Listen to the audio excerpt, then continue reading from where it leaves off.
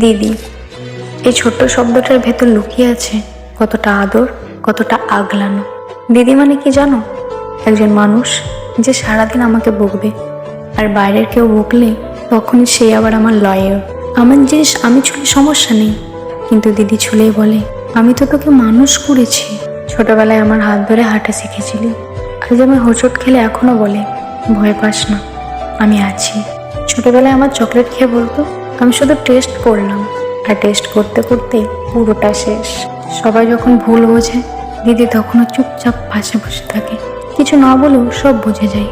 রক্তের সম্পর্ক হোক বা না হোক, যে মেয়েটা নিঃস্বার্থভাবে আগলে রাখে সেই আসল দিদি। আমাকে নিয়ে হাসাহাসি করার লাইসেন্স একদম পার্মানেন্ট দিদির কাছে, কিন্তু আমি করলে তখনই বেয়াদব।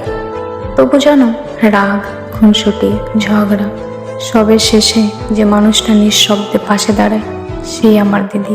ঝামেলা করার অধিকার দিদির, কিন্তু আগলে রাখার দায়িত্ব শুধু তারই।